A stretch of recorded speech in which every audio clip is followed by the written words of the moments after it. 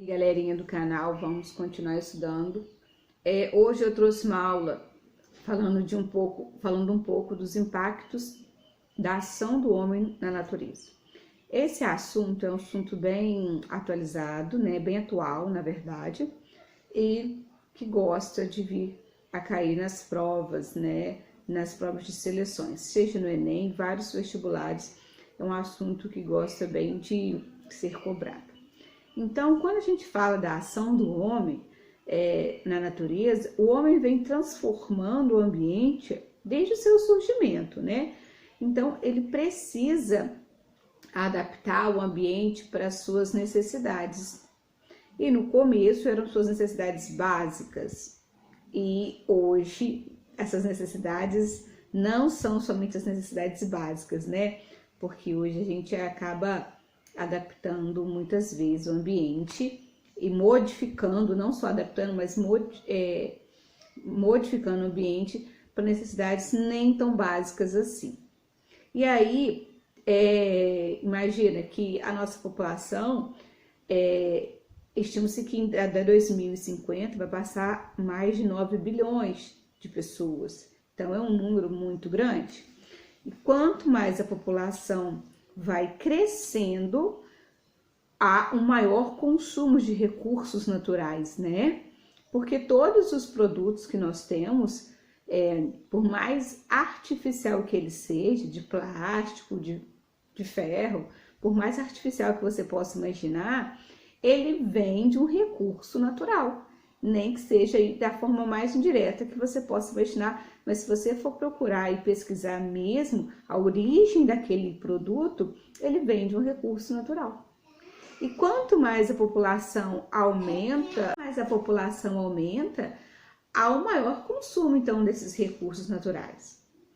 E aí vem um maior dano ao meio ambiente, né? Outra questão, o desenvolvimento industrial e tecnológico. A indústria e a tecnologia nos trouxe inúmeros benefícios, né? De facilidades para a vida, para tratamentos de saúde, grandes melhorias na qualidade de vida da população mundial em geral. Mas para a natureza, muitas vezes, esse desenvolvimento industrial e tecnológico traz enormes danos e são poucas as empresas que se preocupam em amenizar esses danos causados à natureza. São poucas empresas que se preocupam em devolver, não é devolver os recursos naturais, que isso não existe, né? Mas, por exemplo, uma empresa que corta árvores para produzir o seu produto, são poucas as empresas que cortam as árvores para produzir os seus produtos que cultivam áreas de reflorestamento, porque é um raciocínio lógico. Se eu preciso de árvores para produzir o meu produto, vai chegar um determinado momento em que eu não vou ter mais árvores disponíveis assim.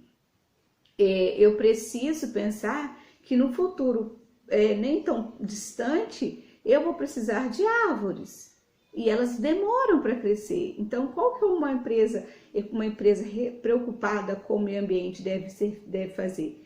Ela deve fazer uma área de reflorestamento.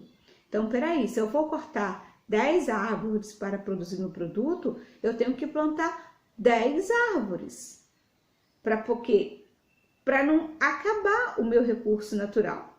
Estou falando de árvores. E quando o recurso natural, gente, demora milhões de anos para ser formado, como o petróleo, por exemplo. E a hora que esse recurso natural se esgotar, a gente tem que parar para pensar nisso. Então, os recursos naturais, tem os recursos naturais renováveis, que se renovam com uma parcela menor de tempo, né? E tem os recursos naturais que não são renováveis, que é aqueles que demoram milhões de anos para serem formados na natureza. Quando esses recursos naturais não renováveis se esgotarem, nós precisaremos de uma nova saída, ou seja, de uma nova forma de produzir ou esses produtos ou de outros produtos, né, que substituam esses. Então, a gente tem que pensar que o desenvolvimento industrial e tecnológico não pode pensar só na indústria, só nos seus produtos, só na tecnologia. Ele tem que pensar também numa forma de preservar e cuidar da nossa natureza. Porque então as empresas também precisam estar preocupadas com o ambiente, com os recursos naturais que ela retira do ambiente. Outra questão, gente, que envolve muito a nossa postura diante Então, uma questão agora que está muito por nossa conta, em relação a essa sociedade muito consumista, a ideia de consumo e consumismo. Consumo é você comprar aquilo que você precisa. E consumismo é quando você compra algo que você não tem necessidade. Então, o aumento dos desejos de consumo na nossa sociedade atual vem prejudicando ainda mais. Por quê? Primeiro, somos muitas pessoas, né? Como eu acabei de comentar. A população mundial é muito grande. A indústria, ela danifica muito o ambiente. E o pior, vem aí, nosso desejo de consumo aumentando, o que acontece? Nós começamos a consumir ainda mais produtos. Muitas vezes, nós deixamos de utilizar produtos que ainda são em perfeitas qualidades, simplesmente porque surgiu um diferente, um de cor diferente, um de tamanho diferente, com um recurso que é mínimo e diferente daquele que você já tem. Por exemplo, sabe, vamos imaginar, vamos supor, vamos supor, você trocou de tênis porque aquele está te servindo, o que você tem está te servindo ainda, mas o outro é um branco com uma bolinha vermelha do lado, né? Imagina quantas roupas nós não temos no nosso guarda-roupa que não são mais utilizadas por nós. Então, e aí quantos calçados que nós não temos, né? Aí pega no caso nós mulheres que adoramos comprar um calçado. A tia não tá falando que a tia também não cai no consumismo não, porque a tia não pode ver uma liquidação, né? Mulher, eu particularmente não posso ver uma liquidação, que eu não sei nem se eu tô precisando daquilo, mas estava em liquidação. Importante no meu ponto de vista é esse, mas assim, isso tá errado. Não pode ser assim, gente.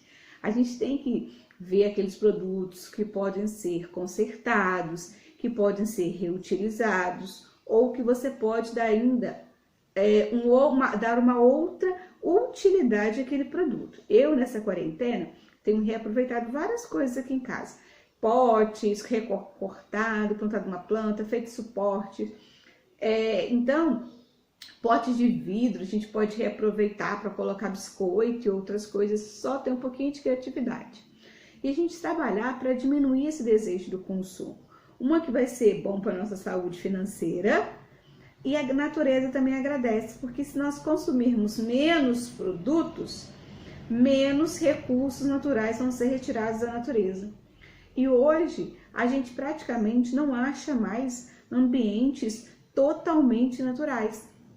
Mesmo que tenha uma mínima interferência do homem, o ambiente ele já sofreu alguma modificação, mesmo que ela seja mínima. E muitas vezes essa modificação que o homem faz no ambiente, ele traz contaminação. E, gente, contaminação é diferente de poluição. Contaminação é quando as condições... tá ouvindo aí, gente? Vamos estudar em casa, educa em casa, né? É da prefeitura aqui da minha cidade. Tá começando a fazer a aula Educa em Casa. Então, mas voltando ao nosso assunto.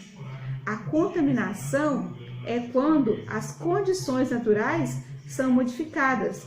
Vamos supor, as condições naturais do rio. Por quê? Por um despejo de lixo, de esgoto no rio. A poluição é quando essa contaminação está tão grande que o rio já não consegue voltar ao seu estado natural. Então, se diz que ele não está mais contaminado, ele está poluído. É tipo assim, o poluído é quando a contaminação já está muito grande.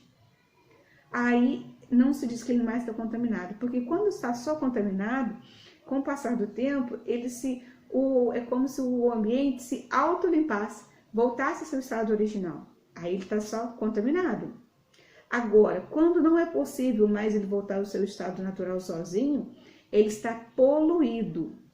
E é muito mais econômico nós gastarmos com a preservação de um rio, de uma área, do que depois ter que limpar esse rio ou que reflorestar.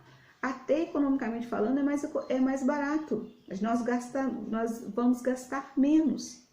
É só nós desenvolvermos essa consciência de que nós somos uma população enorme e o nosso desenvolvimento industrial e tecnológico cada dia mais aumenta.